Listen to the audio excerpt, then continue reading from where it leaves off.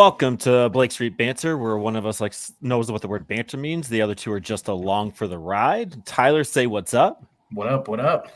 We are joined by 2024 Compensation A draftee Brody Brecht. How you doing, big dog? I'm doing good. How are you guys doing? Doing pretty good. I do have to get something off my chest with you real quick. I did throw my headphones across the room when your name was called as a pick by the Colorado Rockies. But I want you to know real quick, it had nothing to do with you. It's just that I grew up in Nebraska. I bleed red, go big red all the way through. And so that Iowa connection with you got me a little fired up there. So Hey, that's all good, man. That's a good rivalry. Both my uncles are big Nebraska fans, so I mean, we've been battling at it my whole life, so that's nothing new. That's awesome. Did they grow up in Nebraska? Because you're an Iowa cat all the way through and through, right? Yeah, no, they're from Iowa. I guess they love I guess they love winning seasons back in the 90s is what they love. So I mean, that's about all we can hold our hat on. It's been a tough sledding as of late, especially against Iowa football. Like, did you ever score a touchdown against the Huskers? I didn't. No. I didn't score a touchdown. It's one thing I never got to cross off. Dang. I know. Are you gonna pull like a reverse Bo Jackson, Deion Sanders, go, play some football at some point in your career and make that happen? Hey, if the Broncos ask me to, absolutely. But I doubt that'll happen. That would be sick, bro. Because that was always the running joke with Russell Wilson when he was in town. It was you were drafted by us, and maybe we'll call you to come play for the Rockies as well and try to make that all happen. But How much does your body love you for the fact that you stopped playing football and now just kind of stuck with baseball? But like leading into how did you kind of decide just kind of go baseball all in? Yeah, health was a big thing. I had a couple. My freshman year I was out 8 weeks, and then my sophomore year, that spring and summer, I pulled both my hamstrings, so it was definitely a injury plagued career. I was able to get healthy for the season though, and played and started my sophomore year, but it was just kind of to the point where there's just still some aches and pains that I wanted to get rid of, and I wanted to focus on baseball and put myself in the best position for the draft that was this summer. And I thought to do that, put myself in a good position to, just get used to being a baseball player year round was, to stop playing football was going to be the best for me. So, it was tough, definitely the toughest decision I've had to make. Football will probably always be my favorite sport. But, that's just, how the cards, are dealt. It's just didn't have the, career I wanted, I was battling some injuries, but, we're here now, and, I'd make the decision 10 times over. So I'm really happy with my experience. Met a lot of great dudes, but, now we're here and I'm ready to go. So. Did you know kind of, well, I guess really at what point in your high school, college career did you know it was going to be baseball? I mean, according to Perfect Game, you were the 30th best prep prospect coming out of the 21 class across the nation. Obviously, with football, there's so many guys. It's so hard to rank as like high 4-star. Just at one point in your athletic career, did you know baseball was like, okay, I have a very legit future here? Yeah. No, so I always wanted to play football. That was always what I was dead set on going to league for football. But I think, my junior year of baseball is when towards the end of that season, I was hitting 96, 98. And then I had a Diamondback scout reach out to me that winter, like going into my senior year. And then I was like, dang, that's crazy. That was, never crossed my mind as a possibility of, going out of high school. But, when that season started picking up, that spring started picking up, with more and more scouts, I was like, dang, this definitely is a, possibility. Probably can't give this up. And, even when I was getting recruited, I almost went to Iowa State just to play football, and they don't even have a baseball team. So, I think it kind of went back in there too. It was like, I just feel like I regret it. I can't give up on it. Football is what I love. Yeah. But, now we're sitting here like, hey, baseball might be what you can do. And so, that's kind of what went into it. But that's crazy to think about. Like Iowa State playing only football and all of that coming into play. Like, yeah. Like, was that a big part of like your decision making on kind of deciding which school to kind of go to? Like, I want to play football, but maybe have that backup plan or two.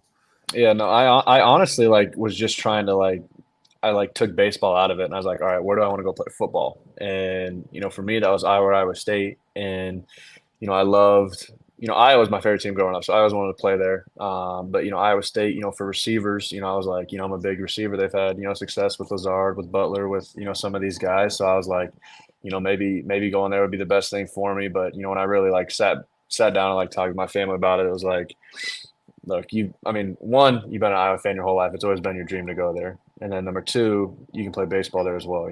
How cool of an experience would that be? So those are kind of the two big things that went into it. And as much as I, would maybe like, oh, maybe I would have went to Iowa State. I think deep down, I always knew I was going to go to Iowa. That's kind of where my heart was. So, yeah. Well, now as you kind of put that, football chapter, close it up, put it on the shelf, just reflect back. What was the best football moment to this point in your life?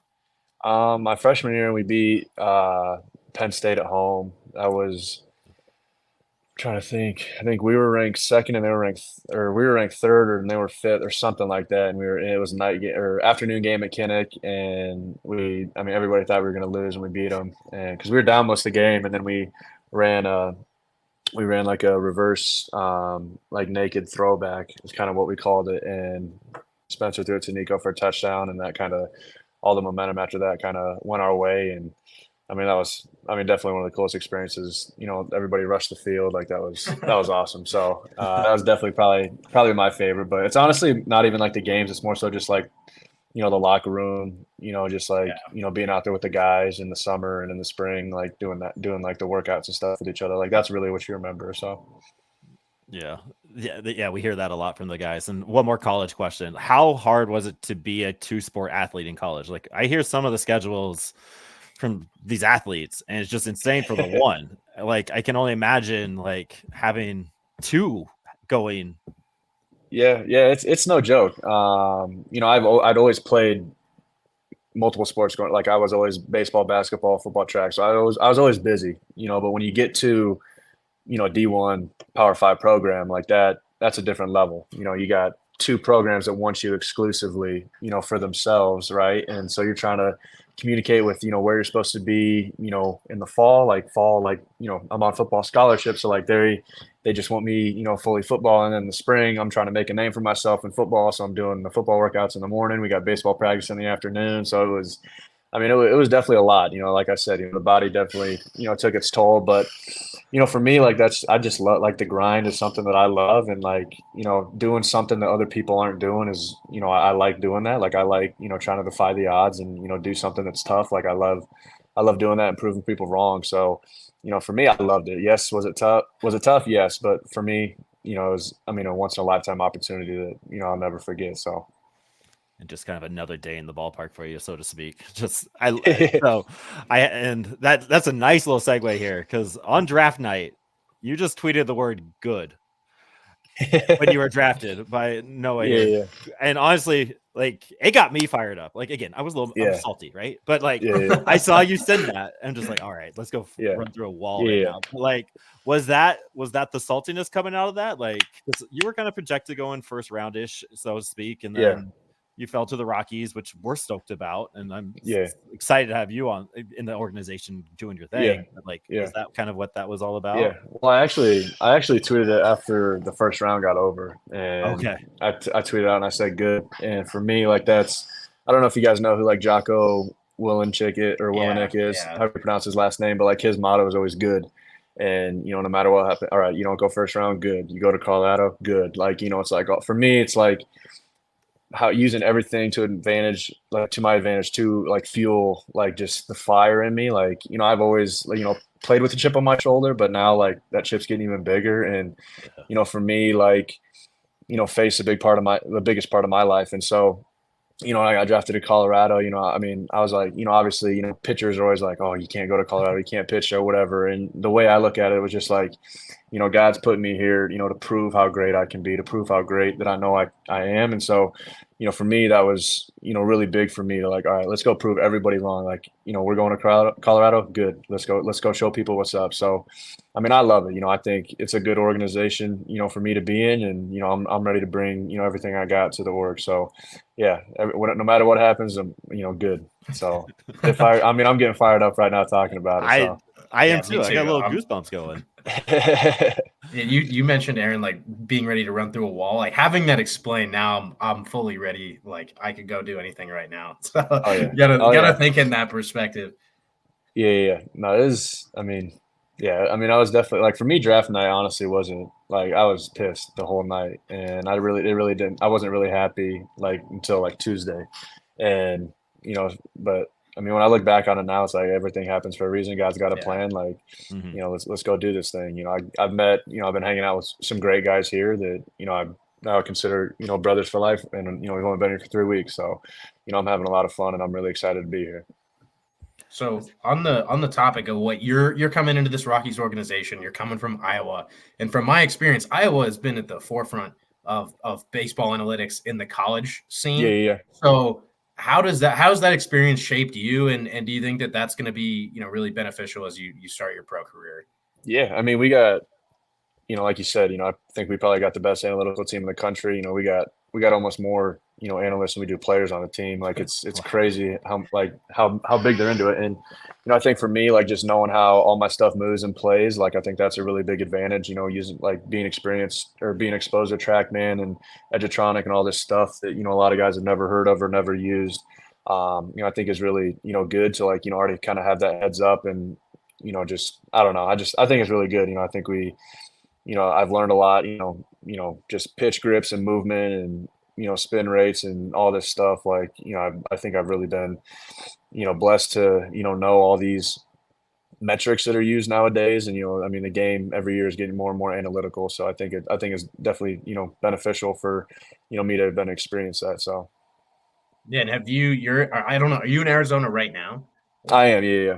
I'm in Scottsdale. Yeah. Have you gotten into, for us, it's like this legendary thing that no one really knows that much about. Have you gotten into the pitching lab yet?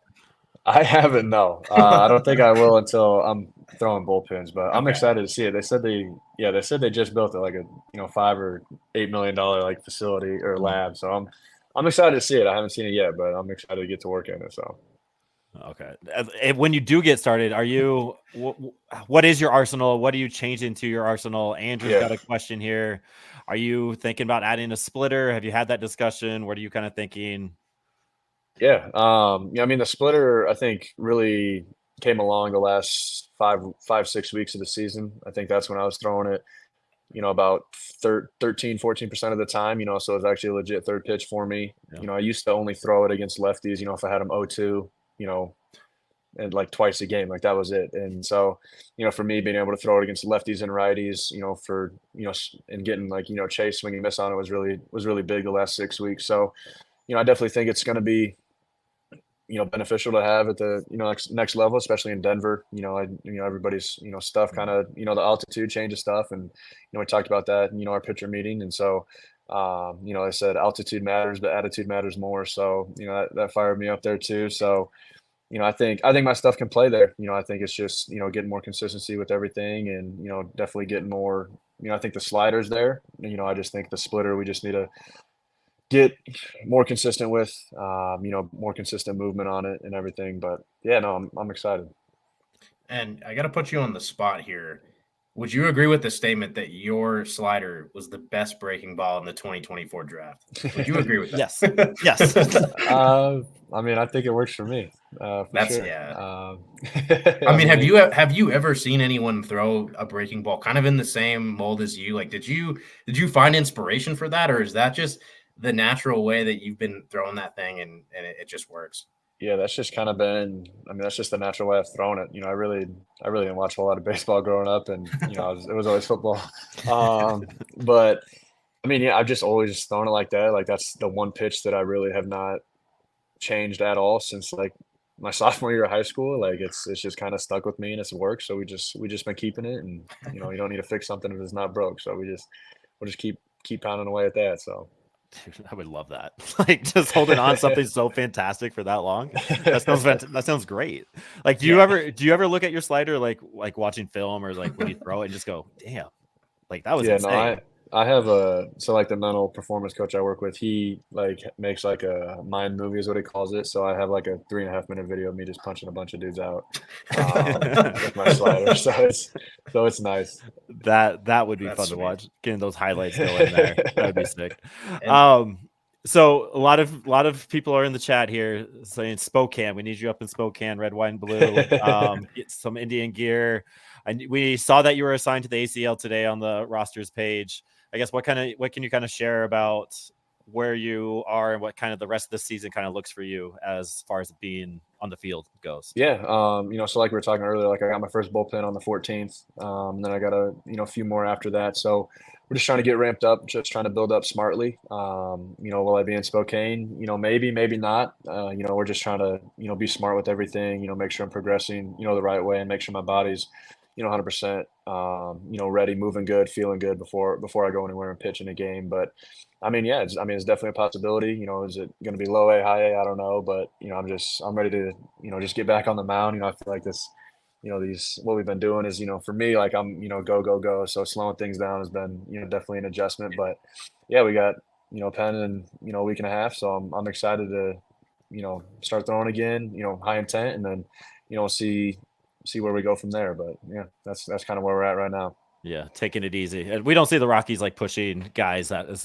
soon as they were drafted too often, especially with the arms. Because shoot, you guys throw 80, 90 innings a year, your body's not quite ready for it. Then you take a month off, and it's almost like you have to re-amp, right? Yep, exactly. Yeah, you just gotta. That's like they're just building up smartly. Like we're not trying to do anything crazy. Like I said, like we're not trying to be somewhere, where we're not at physically. So yeah, we're just trying to be smart, build up the best we can in a smart way, and then if we're feeling good and season's still going, then let's get after it. But right now we're just kind of taking things slow. So yeah, I love that. Yeah, that's good.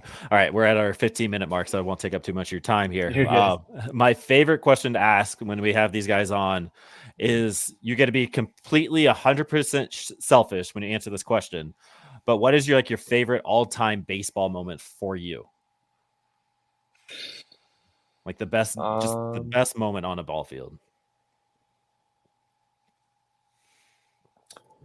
I think Northwestern this past year for me was big. That was like my career high in innings. I felt like I was, really like in the zone, like in control of myself. But then Nebraska this year, we kind of talked about that bad blood that I got with them. So, we played one and then we got rained out and then we had a doubleheader and they beat us the first two games. So, I was coming in ready to go and I kind of shoved that game and I was fired up. Like that was kind of the first time I'd let out some emotion on the mound in a while. So for me that was pretty cool to experience that and get those guys because they got us the first two games. So to be able to get them back was pretty cool. But I think those are pretty cool. Beating LSU last year was a lot of fun. The eventual national champ. So I say those three for sure.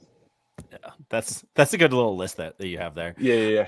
I know I just said that was my last question, but I have another one. Then we'll let you go. But do you you're a dog, and you have that mentality, right? Like, do you feel yourself kind of amp up for those rivals, like those big moments, those big games like that? I definitely. I try to always go in, for me, going in cool and calm, just being in control of myself is really big for me. Cause when I get too amped up, when I kind of get over, when I push the boiling point too far, that's when I kind of when I get out of control. So for me, I try to stay within myself, but at the same time, show that flair and energy, that I have. So, I definitely, I go into every game, with a little bit, like I said, that chip on the shoulder, I'm gonna punch you in the mouth. But then, those rivalry games, those big games, like Indiana State last year at the regional, even our fans, my mom and sister, we had some fans get kicked out, for, getting in fights with Indiana State fans, I love that environment, when it's you versus everybody, I feel like that's, where I thrive. So, I love competing. I love competing against anybody, just like that, just the competitor in me, no matter who we're playing, I just want to, rip your head off. But, I mean, definitely those big, rivalry games. I mean, it definitely takes you to another level for sure. Yeah, that's sick. I love that. Let's go run through a wall, man. I appreciate you Let's hanging do out with it. us. Let's do a thing. You're one of our guys now, so we'll be following you. We'll be talking you up as much as we possibly can. We'll be Yes, sir. doing our thing on our end, and you're obviously going to do your thing on your end. You don't need us, but you got us. You got the whole Blake Street Banter community rooting for you, and just again appreciate you spending some 20 minutes with us here. Yeah, no, absolutely. Thanks for having me. Thanks for having me on. I appreciate it, guys. Yeah. Yeah, Later, go buddy. kick some ass down the stretch, Brody. Yeah, Let's no. go. Yep, let's do it. Good. Let's go. Thanks, man. Yeah, we'll see you guys. See you. Oh, Brody Brecht. Woo! Thank you for watching and listening. Please check out our link tree for more content.